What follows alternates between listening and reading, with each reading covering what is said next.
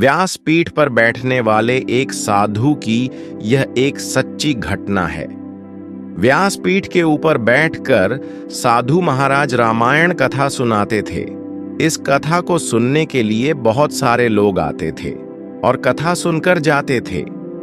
कथा को आरंभ करने से पहले साधु महाराज का एक नियम था कि वे कहते, आइए हनुमान जी विराजिए, और उसके बाद ही कथा शुरू करते थे।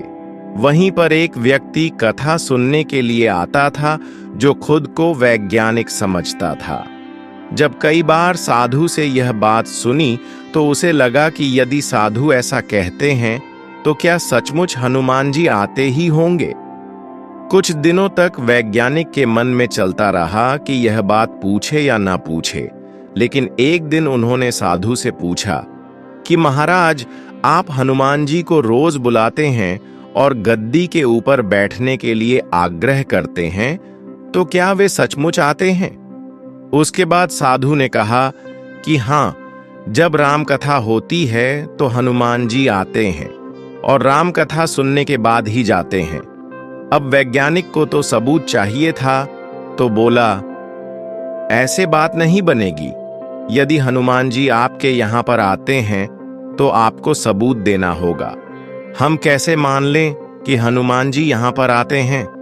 उसके बाद साधु ने कहा कि आस्था और विश्वास को सबूत के साथ नहीं तौला जा सकता है। यदि आपको हमारी कथा पसंद नहीं आती है तो फिर मैं बंद कर देता हूँ, या फिर आप यहाँ पर आना बंद कर सकते हैं। लेकिन वह वैज्ञानिक इस बात को कहाँ पर मानने वाला था। उसने कहा कि आप ही तो कहते हैं कि हनुमान जी यहाँ पर कथा सुनने के लिए आते हैं। यदि ऐसा सच में है तो आपको साबित करके दिखाना चाहिए। इस प्रकार से दोनों के बीच खूब विवाद हुआ और उसके बाद साधु मान गए और उन्होंने कहा कि इस गद्दी को आपको आज घर ले जाना है और उसके बाद वापस लाना है। गद्दी को मैं यहाँ पर रखूंगा और हनुमान जी को मैं यहाँ पर बुलाऊंगा। उसके बाद यदि तुम इस गद्दी को उठा पाए तो इसका मतलब यह होगा कि हनुमान जी नहीं आए, और यदि नहीं उठा पाए तो इसका अर्थ होगा कि हनुमान जी आए हैं। इस शर्त को मानने के लिए वह तैयार हो गया। उसके बाद दोनों ने अपनी अपनी शर्त रखी। वैज्ञानिक ने कहा कि यदि मैं गद्दी को नहीं उठा सका तो वैज्ञानिक पद को छोड़कर आपसे दीक्षा ले लूंगा, और संत ने कहा कि यदि हनुमान जी नहीं आए तो मैं आपके यहाँ पर चपरासी करने लग जाऊंगा। यह तरह की परीक्षा का नाम पूरे शहर के अंदर हो गया, और जो लोग कथा सुनने के लिए नहीं आते थे वे भी आज देखने के लिए आए थे। भक्ति, प्रेम और विश्वास की परीक्षा होने वाली थी। उसके बाद गद्दी वहां पर रखी गई और साधु बोले, आइए महाराज, पधारिए।